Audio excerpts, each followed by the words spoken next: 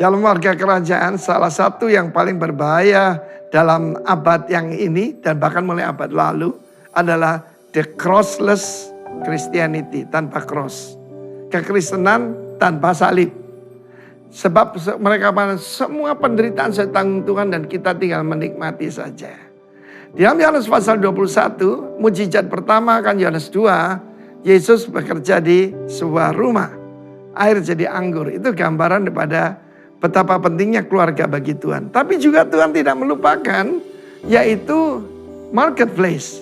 Ya, kapal yang kosong itu penuh dengan ikan, saudara ya. 153 ekor. Saya sampaikan khotbah saya dengarkan aja. 100 itu gambaran mujizat di mana Abraham yang sudah mati pucuk bisa punya anak ya.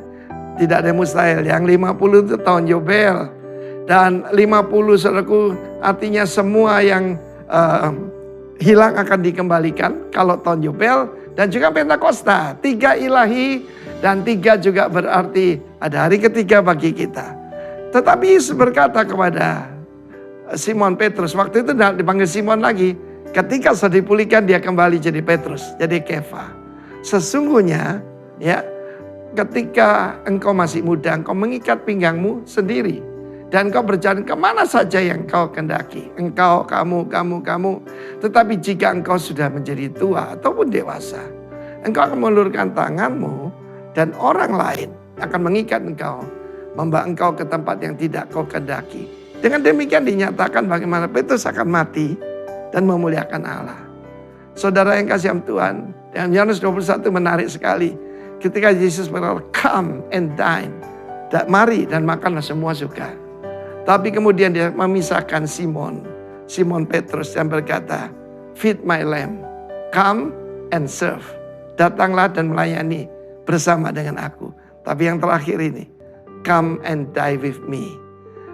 Follow me, kata Yesus. Saudara harus tahu bahwa Yesus menunjukkan betul-betul dia ilahi. Bukan cuma dalam kebangkitan, tapi dari cara bicaranya. Tidak ada manusia berkata amin, amin ada di depan. Sesungguhnya itu adalah amin 2 kali. Verily, verily. Bahasa aslinya amin, amin. Semua manusia katakan amin itu pernyataan Tuhan sesungguhnya demikian. Di belakang. Tapi dia bicara di depan. Dan benar-benar Petrus mati, saudaraku, ketika dia mengabarkan Injil sampai ke Rom, saudara. Tentunya bukan sampai ke Rom, dia dibawa ke Rom. Disalibkan kepala di bawah, kaki di atas. Yakobus, saudara, Yohanes dipancung, saudara. Yohanes ketika saudaraku dimasukkan dalam kuali isinya minyak mendidih.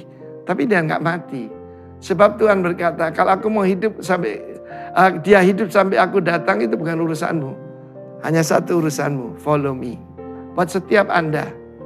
Nggak usah kepo, nggak usah ngurusin orang lain. Ya nanti Pak Arifin jadi bagaimana, nggak usah. Urus dirimu sendiri, jaga diri aja susah. Karena itu kita harus ingat, jangan percaya dengan the crossless Christianity. Yesus berkata sangkal diri. Mati terhadap diri sendiri. Mati terhadap dunia. Ya. Sebab ketika kita dibaptiskan itu kan itu penguburan.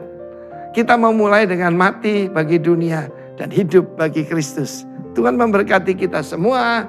Tapi yang terakhir, come and die. Renungkan itu. Hiduplah di dalamnya berkemenangan. Nama Tuhan dipermuliakan. Haleluya. Amin.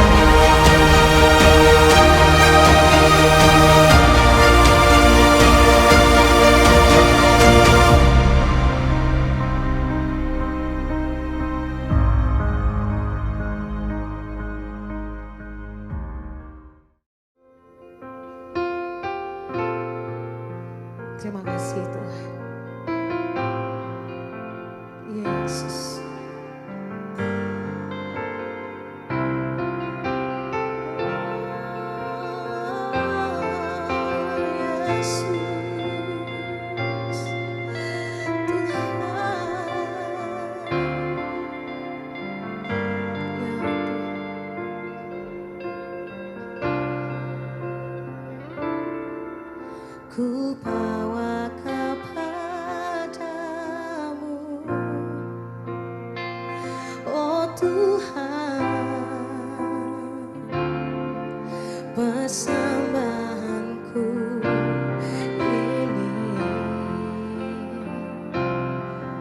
Ku ingin Engkau menerima korban syukurku melalui pujian. Takkan pernah ku bawa selain yang terbaik, yang harum dan sejati di hadapan tatamu. Yesusku, terimalah korban syukurku ini yang mengalir di hatiku sebagai persembahanku.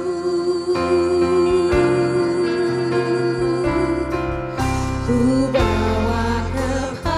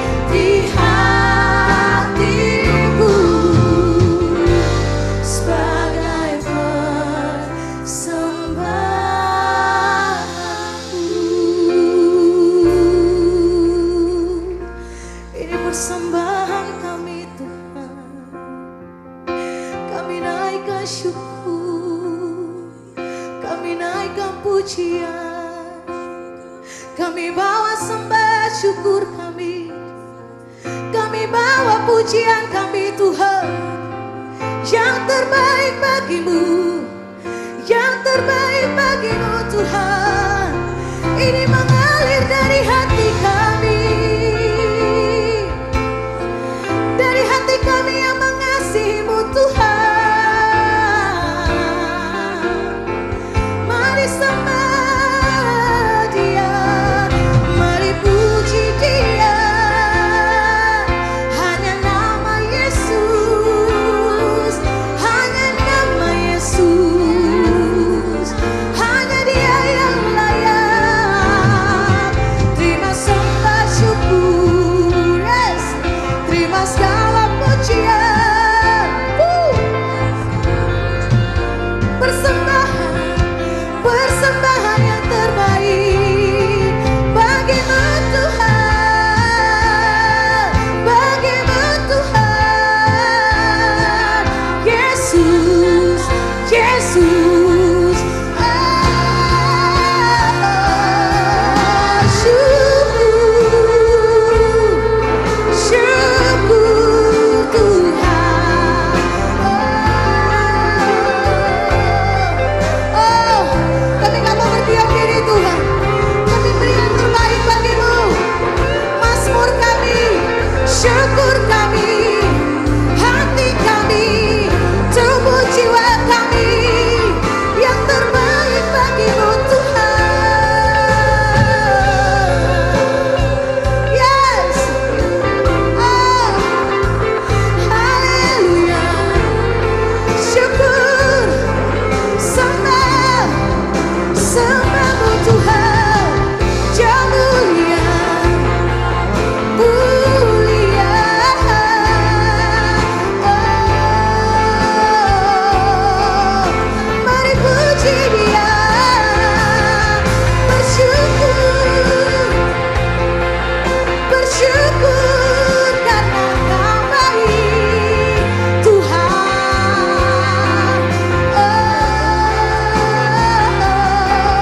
Haleluya, haleluya. Puji Tuhan, puji Tuhan. Haleluya, haleluya.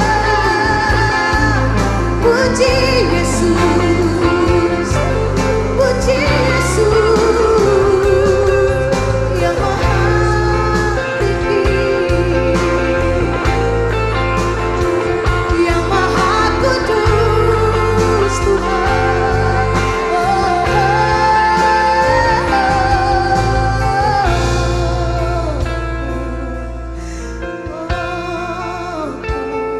Jesus,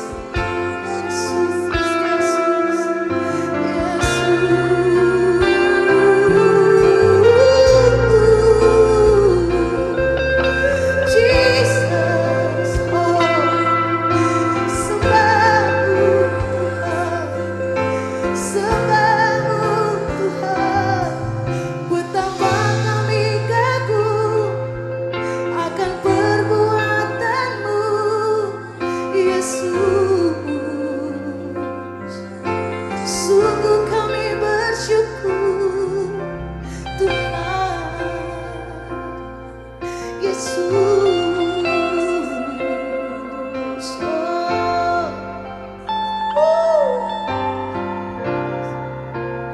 Ku pinjam terbaik bagimu,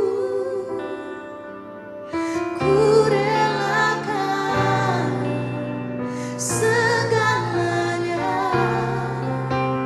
Yang terbaik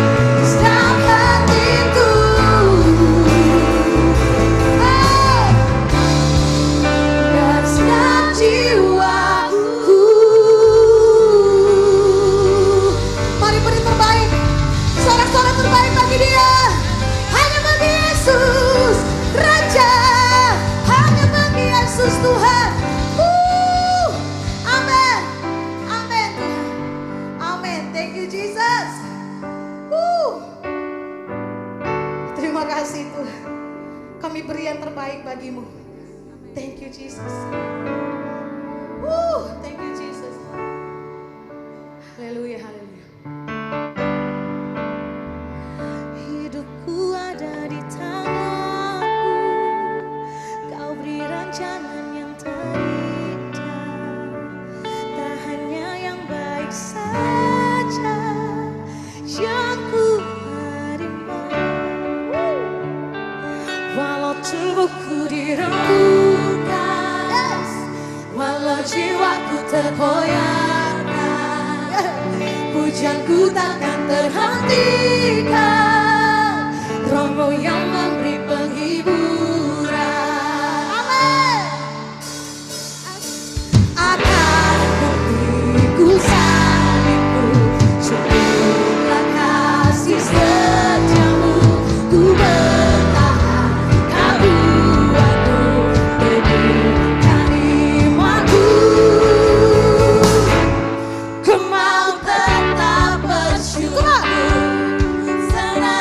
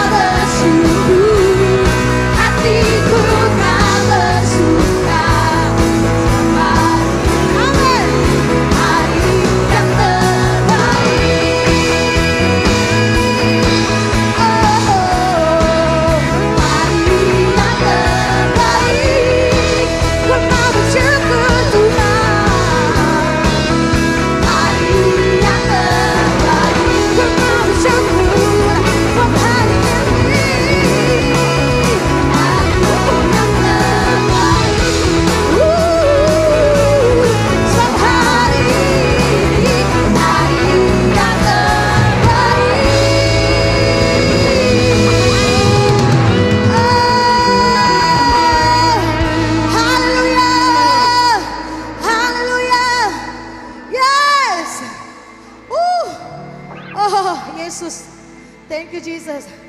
Kau sumber kekuatan kami Tuhan. Haleluya. Yes.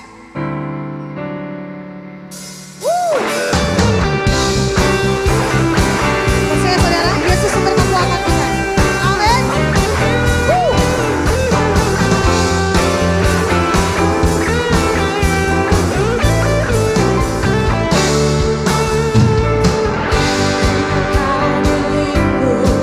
Di surga, tiada yang ku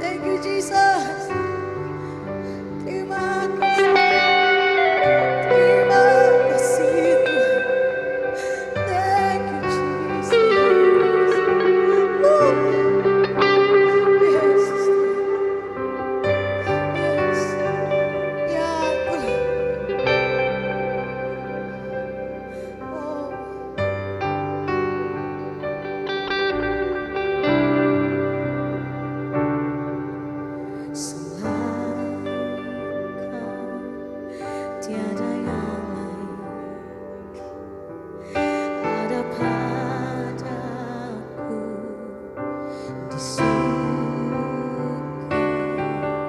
Selain Kau tiada yang lain yang ku ingini di bumi, yang ku ingini di bumi.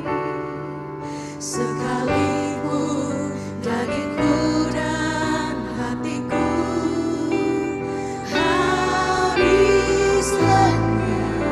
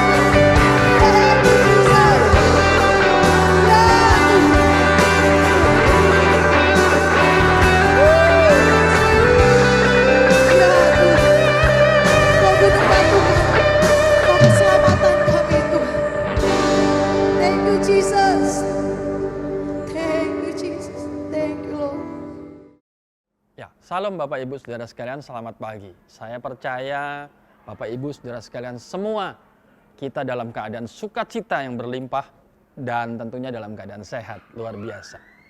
Mari kita sambung pelajaran kita mengenai Feel the Power sesuai tema bulan April ini. Tapi sebelumnya mari kita satu di dalam doa supaya kita bisa fokuskan hati, pikiran, dan perasaan kita. Mari kita tundukkan kepala bersama-sama. Bapak, kami bersyukur kalau pagi hari ini kami ada, kami sehat, kami diberi kesempatan untuk kami terima berita firman Tuhan. Yang adalah kekuatan kami, yang adalah jawaban kami, yang adalah rema bagi kehidupan kami. Hamba-Mu sudah mempersiapkan segala halnya, tapi di luar semua itu, biar kemuliaan hanya bagi Tuhan. Dan semua eksistensiku terfasilitasi hanya untuk berita firman Tuhan dan kebenaran-Mu saja Tuhan.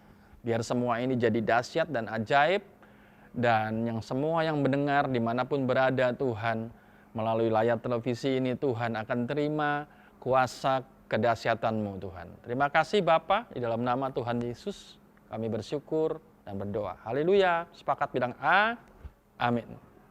Nah, bulan ini kita masih tetap dalam Feel the Power.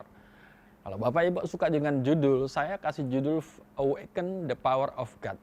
Atau mengobarkan kuasa Tuhan. Ya. Dalam 1 Korintus 4 ayat yang ke-20 dikatakan ini, sebab kerajaan Allah bukan terdiri dari perkataan tapi dari kuasa, power. Ya. Dalam bahasa Inggrisnya lebih jelas bilang begini, for the kingdom of God is not a matter of talk but power.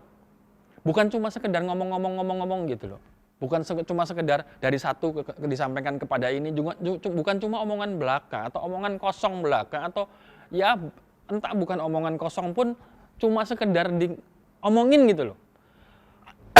Kayak ngobrol atau cuma sekedar basa-basi, enggak. Tapi sebuah statement atau sebuah perkataan yang isinya kuasa. Ya, kata kuasa sendiri itu diambil dari kata dunamis. Dalam bahasa Yunani itu diterjemahkan kepada gini, konsep filosofis Yunani yang artinya kekuatan, ya, potensi atau talenta, ya. Terus yang berikutnya ada kemampuan atau ability atau skill. Ini cocok dengan bulan ini. Kita lagi belajar gift atau karunia yang dikasih sama kita. Karunia itu bukan cuma dikasih begitu saja, terus jadi untuk dipamerkan, terus untuk dibanggakan, bukan. Tapi karunia yang dikasih itu adalah sebuah titipan ilahi yang isinya adalah kekuatan, ada bobotnya. Ada bobotnya, ada potensinya, ada kemampuannya gitu, ada skillnya. Jadi bukan sekedar yang sesuatu yang ketemu begitu aja, oh ternyata saya bisa ngerajut. Gitu kan, sebagai pria begitu lihat, oh saya ternyata bisa ngerajut. Ya, kadang-kadang ada orang tanya kepada saya, itu kancingnya lepas, oh gampang nanti tak jahit sendiri. Loh, kok bisa jahit? Bisa. Apakah itu karunia? Itu keterampilan? Seperti itu aja ketemu? Enggak, saya ya cuma tak coba aja terus bisa gitu. Tapi yang disebut dengan gift atau karunia rohani ini bukan seperti itu. Sebab Tuhan waktu narok itu bukan cuma seperti itu. Tapi dikasih kuasa. Ingat bahwa gini, konsepnya itu adalah gini. Kepadamu kuberikan kuasa atau kunci. Apa yang kamu ikat di surga akan terikat di bumi. Apa yang kamu lepaskan di surga akan terlepas di bumi. Jadi yang diberikan Tuhan itu bukan sekedar main-main. Yang diberikan Tuhan itu sebuah otoritas. Yaitu kekuasaan ilahi. Jadi ketika Tuhan tinggal di dalam kita, ya, kita ini kalau saya gambarkan kemarin sama adik-adik saya gini. Jadi Yesus di dalam kita itu seperti gini, kita lagi pakai baju gini.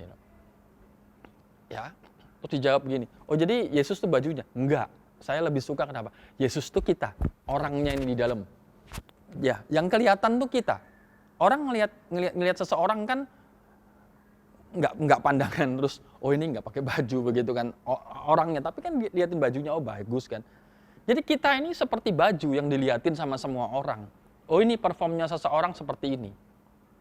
Ya kita nih. Tapi yang mengendalikan si baju itu dia kelihatan, oh kalau dia yang pakai bagus ya, kelihatan tegap, kelihatan rapi gitu atau bodinya bagus, itu siapa yang jadi body?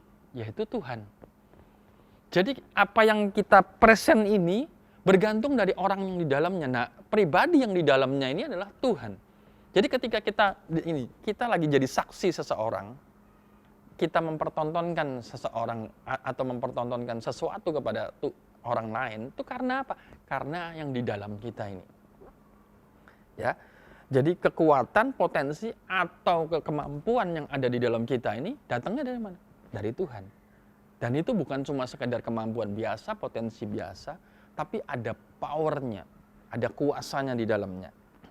Nah, berikut kita akan pelajari gini, bahwa ada beberapa hal yang tidak dapat, tolong digarisbawahi, yang tidak dapat kita abaikan, ya, jikalau kita pengen kuasa Tuhan ada dalam kehidupan kita, atau kuasa Tuhan itu berkorbar terus dalam kehidupan kita. Jadi hal-hal berikut ini itu yang tidak dapat, sekali lagi yang tidak dapat kita abaikan. Ya. Yang pertama adalah begini, the power is indwelling of the Holy Spirit. Jadi kuasa itu ada dengan berdiamnya Roh Kudus di dalam kita. Ya, ingat tadi saya gambarkan dengan baju. Baju ini nggak akan cantik, nggak akan kelihatan fit atau nggak akan kelihatan berguna kalau cuma digantung pakai hanger. Tapi dia baru akan kelihatan, oh ini makanya di toko-toko itu ada yang namanya manekin, boneka yang berbentuk dengan manusia. Dan saya nggak pernah lihat manekin yang bentuknya gendut, kerempeng gitu. Semua bodinya bagus-bagus. Supaya apa? Waktu dipertontonkan bajunya kelihatan, wah bagus. Akhirnya kita tertarik, terus kita beli. Gitu kan? Itu karena apa? Karena ada sesuatu yang di dalamnya tuh yang membuat baju ini jadi bagus. Gitu ya. Dan dengan Roh Kudus diam di dalam kita, baru kuasa itu akan nyata. Ya, Yesaya 61 ayat yang pertama bilang begini, oleh karena ya, Roh Tuhan ada padaku, oleh karena Tuhan telah mengurapi aku. Ia mengutus aku untuk menyampaikan semua kabar baik dan seterusnya. Oleh karena Tuhan ada padaku, ya, oleh karena Roh Allah ada padaku, gini kan? Roh Allah ada padaku karena aku sudah diurapi, terus aku bisa mempertontonkan. Karena ada di dalamnya ada apa? Ada Roh Allah. Jadi ada kuasa di dalamnya, baru kita bisa menyampaikan apa? Menyampaikan kabar baik kepada orang-orang yang sengsara, kita bisa merawat orang-orang yang remuk hati, ya. Kita bisa memberitakan pembebasan kepada orang-orang yang ditawan, kita juga bisa kepada orang-orang yang terkurung, terpenjara dan semuanya itu dari mana? Dari kuasa yang di dalam kita. Kita ini kan nggak bisa apa-apa. Yang kemampuan yang Tuhan taruh itu karena ada Tuhan di dalamnya yang melakukannya. Beberapa waktu yang lalu saya pernah menjelaskan, saya mengutip dari, bukan saya yang menjelaskan, tapi dari beberapa waktu yang lalu, Pak Hananto itu pernah menjelaskan bahwa applying the gift, kata applying sendiri itu adalah diartikan kepada tindakan. Jadi sebenarnya apa? Tuhan mau bertindak kepada seseorang melalui kita. Jembatannya itu kita. Makanya kita dikasih kemampuan dan kemampuan itu punya kekuatan atau potensi atau yang disebut power itu untuk menyatakan. Ya, jadi ketika Roh Tuhan ada di dalam kita nih, fill up. Ini baju baru berfungsi kalau dipakai. Percayalah, kalau baju itu cuma ditaruh di hanger, baik di lemari saudara atau di toko-toko, kita jarang bisa mempresentasikan, oh itu baju bagus, gitu kan. Saudara kan nggak pilih baju, terus lihat bagus tuh dari mulai di hanger langsung tunjuk, oh itu bagus, oh itu bagus, oh itu bagus. Enggak kan. Nanti kita datang ke rak itu, terus kita ambil, kita buka begini. Oh ini bagus. Kenapa? Waktu sudah dipertontonkan baru bagus. Apalagi waktu kita lihat di manekin, dipajang gitu, oh ini bagus bajunya. Cocok lah kira-kira. Ya. Terjadinya dari mana kita bilang bagus? Ada sesuatu yang di dalamnya. Nah, kita baru bisa impartasi sesuatu, atau kita bisa mengimpartasikan karunia kita, memfungsikan karunia kita, skill kita, potensi kita, adalah ketika sesuatu itu ada di dalam kita. Apa itu? Yaitu Roh Kudus. Roh Kudus yang berdiam di dalam kita ini akan memampukan kita untuk menggunakan itu. Karena sebenarnya gini, ya Bapak Ibu perlu tahu konsep ini, bahwa segala inisiatif yang datang, itu datangnya dari Tuhan, bukan dari manusia. Inisiatif pertama itu datangnya dari Tuhan. Kalau kita baca dalam Ibrani pasal 1 ayat yang ke-1 itu, dari zaman dahulu Tuhan sudah mencoba dengan berbagai cara untuk menyatakan melalui para nabinya. Ayat 2 lagi bilang bahwa setelah itu, ya mungkin dia kehabisan cara dengan para nabinya. Di ayat yang kedua bilang setelah itu baru dia memakai anaknya yang tunggal, yaitu sebagai pribadi yang paling mengerti Bapa, untuk menyatakan kuasanya. Nah ketika si anak yang punya kuasa itu ada di dalam kita, maka kita bisa mempresentasikan itu kuasa itu. Ya. Jadi inisiatif untuk berkarya itu datangnya dari Tuhan. Inisiatif menyembuhkan datang dari Tuhan. Inisiatif menumpangkan tangan datang dari Tuhan. Inisiatif membuat orang buta melihat datang dari Tuhan. Yang lumpuh berjalan datang dari Tuhan. Kita ini jembatan. Supaya karya Tuhan itu terjadi dalam kehidupan kita. Ya, 1 Korintus 6 bilang, tetapi siapa yang mengikatkan diri kepada Tuhan, satu roh dengan dia. Jadi kita perlu jadi satu nih. Ya, ketika baju ini dipakai, kita jadi bajunya, Tuhan jadi, ini jadi satu. Ya kan? Satu kesatuan kan. Kemana-mana baju ini dilihatin sama orang, kenapa? Ada Yesusnya di dalamnya. Ya, jadi ketika kita satu mengikatkan diri sama, itu kita jadi satu. Sama dengan halnya gini. Sama dengan halnya bahwa gini. Ketika Roh Kudus turun ke atas kita, ya, kita dinaungi dengan Roh Allah yang Maha Tinggi. Itu terjadi di dalam Kisah Rasul 1 ayat yang ke-8. Kalau Roh Kudus, tetapi kamu akan terima kuasa kalau Roh Kudus turun, kamu akan jadi saksiku. Kalau Roh Kudus ada turun di dalam hidupmu, ya, mengisi hidupmu, kamu akan jadi saksiku. Jadi yang pertama adalah ada Roh Kudus diam di dalam kita. Itu perlu, hal yang tidak bisa diabaikan supaya kuasa itu ada dalam kehidupan kita. Yang kedua, the power of intimacy. Ada kekuatan di dalam keintiman. Ya, kita nggak bisa cuma sekedar menggunakan kekuatan, atau kita nggak sekedar bisa memakai kekuatan, ya, power itu kalau kita nggak ngerti siapa yang mau kita kuat. Kita mesti ngerti dulu. Ya, ada orang bilang begini, kamu itu kalau ngajar kayak bapakmu, kayak papimu Sam, kamu kalau ngajar gayanya itu persis, ilustrasinya bahkan persis. Ya, aku melakukan ini karena aku kenal, aku deket sama bapakku dan aku tahu cara-cara dia, aku ngelihat setiap hari apa. Bahkan ada keburukan dari bapakku, papiku, kalau mau mengemudikan mobil segala macam, kita punya kebiasaan itu datang dari mana? Karena aku dekat sama papiku dan aku bahkan tahu lagu kesukaannya apa, dan itu semua terjadi karena kedekatan. Ya, Kisah Rasul 10 ayat 38 bilang, yaitu tentang Yesus dari Nazaret, bagaimana Allah mengurapi dia dan Roh Kudus yang kuat dan kuat kuasanya, dia berjalan dan keliling. Dan selanjutnya pada Lukas 6 ayat 12 dikatakan, pada waktu itu pergilah Yesus ke bukit, berdoa dan semalam-malaman, dan ia berdoa kepada Allah. Saudara pasti pernah sering dengar statement yang Pak Gembala sehingga, nearness is likeness. Kedekatan itu keserupaan. Nah, tanpa dekat kita nggak pernah tahu maksudnya apa. Jadi kita bahkan nggak bisa praktekin gini. Ya, saudara nggak akan pernah tahu kalau kita ini punya karunia kesembuhan nggak sih? Dan kita mau pakai, tahu-tahu nggak ada kekuatan itu. Ya, saya pernah cerita kalau nggak salah di khotbah saya, pertama kali saya doain orang terus orang meninggal. Ya, bukan karena saya nggak tahu apa isi hati Tuhan, ya, bukan saya nggak tahu.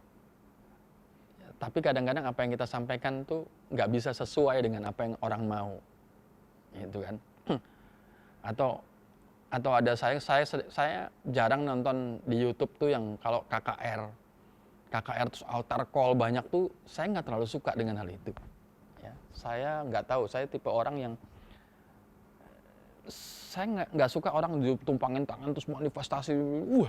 Saya nggak suka. Saya nggak tahu, tapi Tuhan tahu, apakah saya nggak pernah tumpangin tangan? Saya pernah tumpangin tangan orang. Ya, pernah. Tapi bukan tidak harus di dalam KKR. Ya, saya lebih senang numpangin tangan ketika ada adik atau ada teman atau ada jemaat yang datang terus minta dukung doa. Nah, saya akan lebih dengan leluasa itu bisa berdoa buat dia. Saya bisa tanya apa keperluannya gitu. Saya kalau orang di altar call saking banyaknya mana kita punya kesempatan untuk bisa tanya apa sih kebutuhannya, apa yang mesti didoakan. Tuh asal tumpang tangan aja orang manifestasi itu gitu. Enggak. Kita perlu kita perlu tahu. Sama halnya dengan kita perlu tahu Tuhan ini mau apa dengan dia. Kita ini kan jembatan. Kita ini jembatan supaya kuasa Tuhan terjadi pada seseorang. Ya, Tuhan akan pakai hidup kita ini untuk jembatan untuk mengimpartasikan kuasanya. Nah, tapi kan kita perlu tahu dari semua yang dia keluhkan, mungkin dia sakit jantung, mungkin dia punya sakit ini, yang mana yang kita akan sentuh untuk kita sembuhkan? Atau mungkin dia datang bukan karena sakitnya, dia lebih punya kebutuhan karena dia takut dikejar ke debt collector atau dan lain halnya. Kita kan bukan penerawang yang kita tahu. Tapi itu sebabnya kita perlu tanya si pemberi kuasa ini. Bagaimana cara tanyanya? Kita berdoa, kita mungkin berpuasa, kita bangun hubungan. Kita baca Alkitab, dari Alkitab kita tahu, oh ini Tuhan maunya apa? Ini karunia di tangan, terus mau dibuat apa? Ya. Mau dibuat seperti apa? Bagaimana? Itu kita perlu tanya. Ada satu nabi yang menjadi contoh yang paling baik untuk masalah hubungan, yaitu Musa. Ya, Ulangan 34 ayat 10 sampai 12, seperti Musa dikatakan gitu ya. Tidak ada nabi yang pernah bangkit kembali di Israel seperti Musa, yang Tuhan kenal dengan keintiman. Ayat yang ke-10 dikatakan seperti Musa yang dikenal Tuhan dengan hadapan muka. Ya, saya bukan tidak percaya bahwa Bapak Ibu pernah berhadapan muka. Beberapa dari kita mungkin pernah dipanggil dengan face to face, ketemu muka dengan Tuhan. Itu ada juga beberapa. Tapi cara Tuhan menampakkan diri kepada saya adalah dengan mempertahankan hidup saya.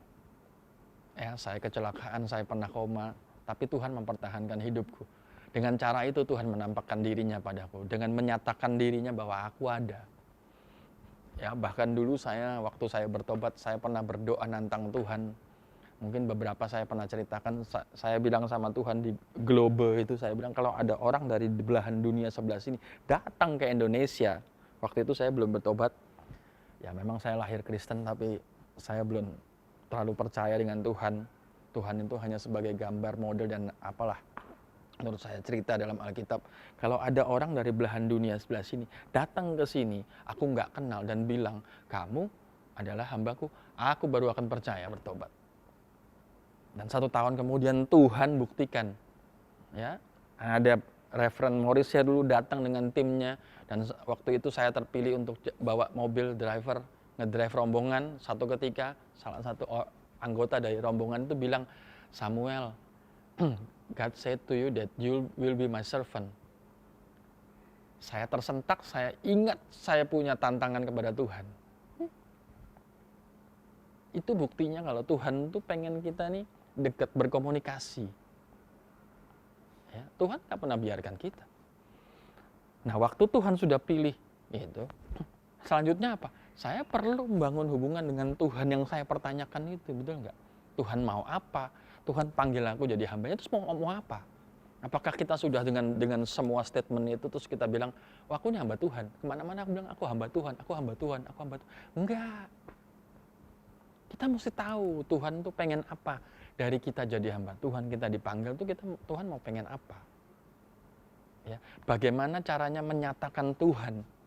Betul enggak? Kita kan jembatan. Kita nih, gini aja paling gampang, kita ini manekin.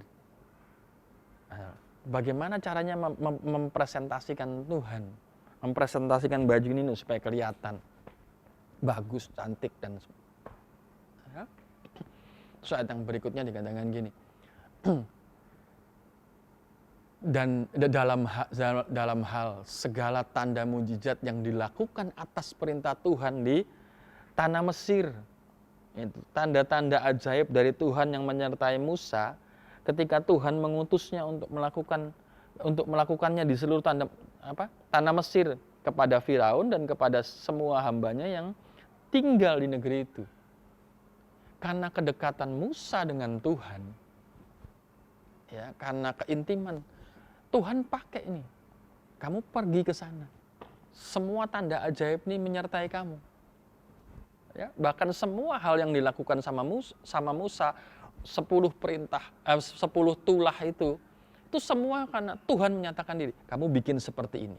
Kamu bikin seperti ini. Kamu bikin seperti ini. Jadi instruksinya datang dari Tuhan, bukan serta-merta terus Musa datang kepada Firaun. Kamu begini. Enggak. Yang dia kerjakan itu adalah semua perintah Tuhan. Dan dalam segala perbuatan kekuasaan dan segala kedahsyatan yang besar yang dilakukan Musa di seluruh Israel, kekuatan yang besar dan teror yang besar yang ditampilkan Musa atas nama seluruh Israel itu datangnya dari Tuhan. Dan itu semua bisa terjadi kalau kita intim. Itu sebabnya gereja ini tidak pernah berhenti untuk mengkampanyekan ayo baca firman Tuhan. Dan bukan cuma itu saja. Yosua pasal 1 ayat yang ke-8, janganlah engkau lupa memperkatakan kitab Taurat ini siang dan malam. Dan setelah itu apa? Merenungkannya. Kita nggak cuma bisa sekedar baca aja, terus udah selesai, kita pikir cukup. Enggak, kita perlu merenungkan. Kalau perlu cari remanya apa. Supaya firman Tuhan itu jadi bermanfaat buat kita. Even Ulangan pasal 28 ayat 15 dan seterusnya yang bicara tentang kutuk, itu bermanfaat bukan buat kita. Kenapa? Itu jadi peringatan buat saya. Saya punya satu kertas saya print yang isinya kutuk aja, supaya saya jangan jatuh ke situ. Ya, bukan berarti bahwa ketika kita baca ayat firman Tuhan yang isinya kutuk berarti Tuhan nggak berkati. Enggak, itu jadi apa namanya? Padanan buat kita mawas diri. Gitu. Yang terakhir adalah the power of faith. Karena itu Allah, aku berkata kepadamu, apa saja yang kamu minta dan doakan, percayalah kamu telah menerimanya. Gift. Percayalah bahwa kita sudah menerima gift yang isinya power. Powerful. Therefore, if I say to you, whatever things you ask when you pray, believe that you have received them. Jadi percayalah bahwa itu sudah ada sama kita. Jadi waktu kita minta, Tuhan aku mau minta karunia kesembuhan.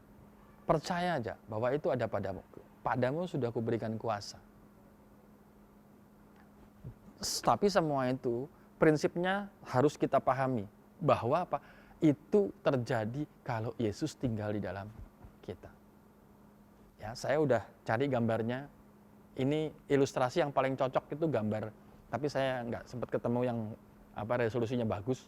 Kalau saudara pernah ada stiker itu, Intel Inside, tapi diganti Jesus Inside, itu ilustrasi yang paling cocok.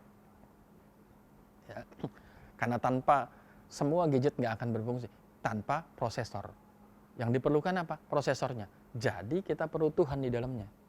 Kita perlu Tuhan jadi prosesor kita nih. Tanpa prosesor terserah. Zaman sekarang banyak prosesor, Helio, MediaTek, ya apa yang terkenal itu namanya apa? Snapdragon dan lain sebagainya. Tapi percayalah, tanpa prosesor itu, gadget tuh nggak ada artinya. Dan bahkan gadget-gadget sekarang mahal tuh karena bergantung sama prosesornya. Ya, saya tutup dengan ayat ini sebelum kita masuk dalam perjamuan kudus. Sebab segala sesuatu tuh dari Dia, ya, dari Tuhan. Semua inisiatif datangnya dari Tuhan. Inisiatif ilahi yang datang dari Tuhan. Jadi semua kemampuan yang ada sama kita datang dari Tuhan. Ya, saya percaya sekali bahwa semua kemampuan yang dalam hidup saya ini datangnya dari Tuhan. Bukan, ya memang saya sekolah, saya ini, tapi semua kemampuan ilahi datangnya dari Tuhan. Untuk apa? Saya dikendalikan oleh Dia. Ya, bukan karena kemampuan saya. Tangan saya sama dengan tangan saudara. Ya, biasanya gambarnya kan jarang nih ada tangan yang gambarnya K begitu kan. Atau X mungkin, atau mungkin keseret cutter, nah baru ada X-nya gitu. Tapi biasanya ya kurang lebih tangan kita sama lah. Mungkin tangan saudara lebih besar, lebih kasar dan sebagainya, tapi tangan kita sama. Jadi kita 5, gitu kan, garisnya kurang lebih sama gitu. Ya. Jadi tangan saya nggak jauh beda dengan tangan saudara. Bahkan ketika nempeleng mungkin nggak lebih keras daripada tangan saudara. Gitu. Tapi yang membedakan tangan saya dengan tangan saudara adalah saya yakin bahwa tangan ini bisa menyembuhkan orang. Tangan ini ketika numpangkan tangan atas orang sakit sembuh. Ya, mungkin ketika saya berdoa, kenapa harus meninggal? Karena kedaulatan Tuhan bekerja, Tuhan lebih pengen orang itu meninggal dan lain sebagainya. Tapi saya yakin dan percaya ketika saya numpangin tangan, bukan karena kemampuan dalam hidup saya, tapi karena kemampuan ilahi itu turun. Ya, ada kalanya ketika orang datang kepada kita minta didoakan, nggak mesti kita menumpangin tangan. Karena kalau Tuhan yang bekerja, Tuhan kasih impresi kayak beberapa waktu yang lalu ada orang datang, Pak tolong doain saya. Tuhan kasih impresi. Karena apa? Tuhan punya kepentingan. Jadi Tuhan kasih impresi. Nggak usah tumpangin tangan, tapi kamu peluk. Dan betul, waktu saya peluk, saya bahkan belum mulai doa, dia sudah nangis. Ya, dia sudah nangis. Saya pulang dengan baju basah. Itu percayalah, dan itu tidak terjadi di gereja, tapi terjadinya di tempat parkir. Jadi saya habis itu masuk dalam mobil dan saya pulang dengan baju yang basah, tangisan. Setelah nangis, saya nggak doa apa-apa, saya cuma bilang, sudah? Dia bilang, sudah. Saya sudah lega banget dan saya sudah ada pencerahan. Dari dia, oleh dia. Dan ingat, itu semua akan kembali kepada dia sebagai kemuliaan sampai selama-lamanya. Yang percaya katakan amin. Mari kita persiapkan anggur roti dan anggur penjamuan. Kita akan meteraikan firman Tuhan yang kita baca dengan perjamuan kudus.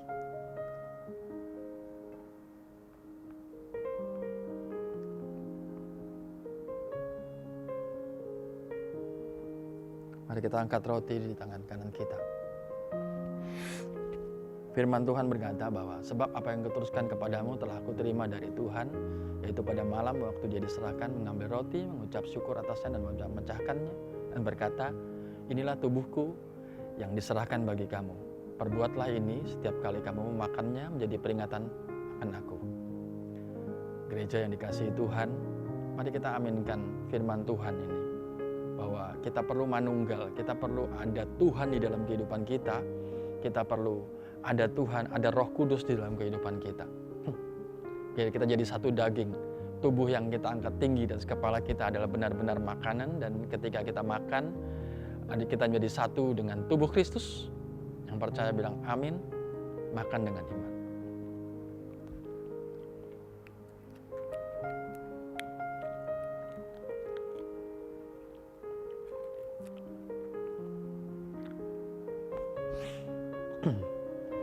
Kita angkat cawan di atas kepala. Demikian juga dia mengambil cawan, sudah makan lalu berkata, inilah darahku, darah perjanjian yang ditumpahkan bagi kamu. Perbuatlah ini menjadi peringatan akan aku setiap kali kamu meminumnya. Adakah engkau juga benar-benar percaya bahwa cawan yang kita angkat di atas kepala ini adalah benar-benar darah Kristus? Mari kita minum dengan percaya.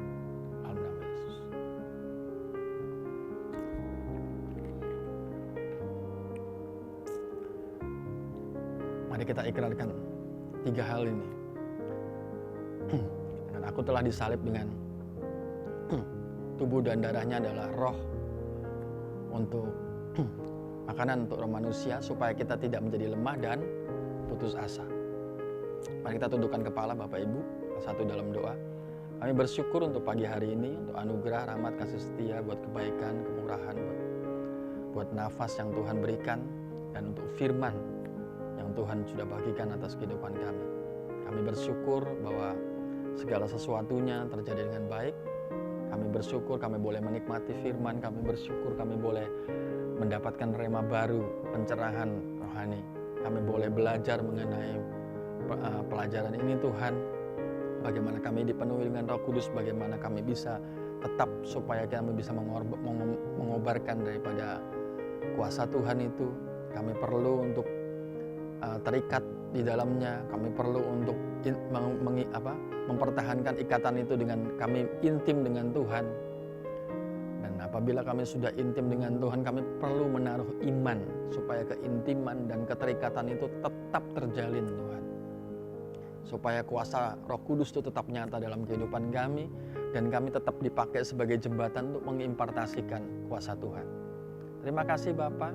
Kami bersyukur untuk semua yang terbaik yang datang daripada-Mu. Di dalam nama Tuhan Yesus. Amin. Bapak Ibu Saudara sekalian bisa mempersiapkan persembahan dari kartu yang sudah dibagikan di gereja pada semua jemaat yang terdaftar di KAJ. Kalau Bapak Ibu mau jemaat yang belum pernah datang ke gereja kami, bisa men-scan barcode yang ada di layar televisi Bapak Ibu untuk memberikan persembahan. Mari kita persiapkan. Kita akan angkat gadget kita. Mari kita satukan iman kita dan kita berdoa. Tuhan, terima kasih untuk segala kemuliaan yang Tuhan sudah nyatakan kepada kami. Kami mau beri dengan sukacita. Kami mau beri dengan hati yang penuh cinta. Semua kami lakukan karena kami taat dan cinta akan Engkau. Kami mau beri yang terbaik hanya di dalam nama Tuhan Yesus Kristus. Kami beri untuk kerajaan Allah diperluas, kami beri untuk kemuliaan nama-Mu. Terima kasih Bapa, dalam nama Yesus kami berdoa. Amin. Kita akan berpisah satu dengan yang lain. Mari kita satukan hati. Kita bisa mungkin Bapak Ibu yang ada di rumah bisa berdiri bersama-sama. Mari kita satukan hati. Bapak, kami bersyukur untuk pagi hari ini yang indah yang Tuhan sudah berikan. Kami berkesempatan untuk menikmati hadirat-Mu. Sebelum kami pulang dan berpisah satu dengan yang lain, kami mau sepakat sehati, kami mau lepaskan shalom atas Indonesia. Indonesia diberkati Tuhan, Indonesia akan menjadi bangsa yang takut akan Tuhan. Kemuliaan Tuhan akan nyata, kebangunan rohani akan nyata, semua akan terjadi dari Indonesia. Karena kami cinta akan Indonesia. Kami tahu bahwa ada banyak tekanan di Indonesia, tapi kami percaya Tuhan menyatakan dirinya melalui kami. Kami adalah jembatan untuk Engkau mengimpartasikan kuasa rohani, dan biarlah semua hanya untuk kemuliaan nama Tuhan.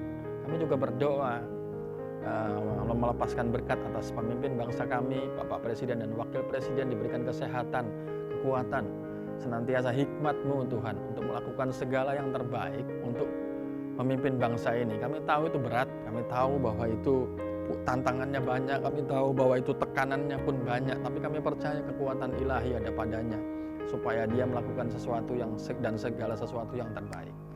Terima kasih Tuhan. Kami juga berdoa untuk Balikpapan, kota kami tercinta, kota kami tempat kami bekerja, mencari nafkah. Tuhan memberkatinya. Tuhan melimpahkan madu atas tanahnya, dirus hujan-Mu cukup untuk menggemburkan tanahnya. Tahun-tahun ini akan menjadi tahun kemuliaan bagi Tuhan. Pemimpin, orang-orang yang duduk dalam pemimpinan akan diberikan kegelisahan supaya dia tidak cuma tinggal diam, tapi punya hati yang benar-benar untuk membangun. Sebab ada banyak serbuan dari banyak penduduk untuk datang berimigrasi ke Balikpapan. Sebab Balikpapan sedang menjadi penunjang daripada ibu kota negara baru.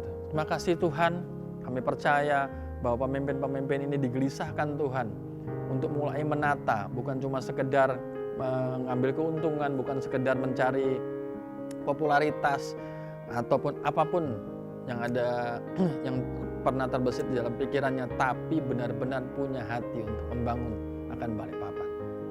Kami juga berdoa Tuhan bahwa kami akan melakukan atau mau mulai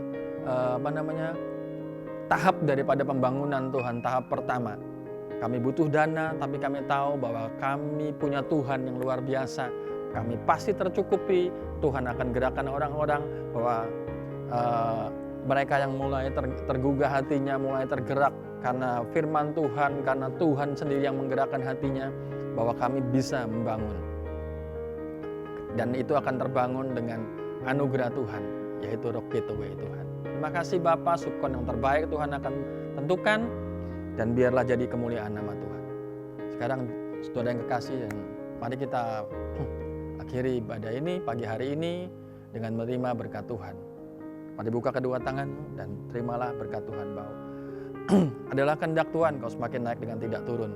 Jadi kepala dan bukan ekor, diberkatilah keluar masukmu mulai sekarang sampai selama-lamanya. Percayalah mulut kita berkuasa, mari kita genggam erat kedua tangan kita dan perkatakan berkat atas tangan kita. Katakan bersama-sama, apa saja yang kukerjakan dengan tanganku ini pasti diberkati, sehat dan beruntung. Apa saja yang kukerjakan dengan tanganku ini pasti diberkati, sehat dan beruntung. Apa saja yang kukerjakan dengan tanganku ini pasti diberkati, sehat dan beruntung. Mari para imam tumpang tangan atas anak dan istri dan terimalah berkat Tuhan. Bahwa Tuhan memberkati engkau dan melindungi engkau, Tuhan menyinari engkau dengan wajahnya dan beri engkau kasih karunia, Tuhan menghadapkan wajahnya kepada engkau dan melimpahkan shalom, damai sejahtera, sukacita berlimpah mulai sekarang sampai selama-lamanya. Makasih Tuhan, percaya berkat Tuhan di tangan kita, sama-sama katakan amin. Tuhan Yesus memberkati, selamat hari Minggu. Shalom. Mari memuji Tuhan lebih lagi, Bapak dan Saudaraku.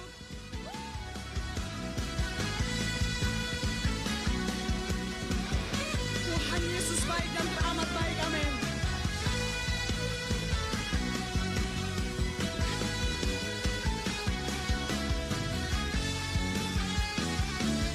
Mari dengan semangat sama-sama pujikan pujian ini.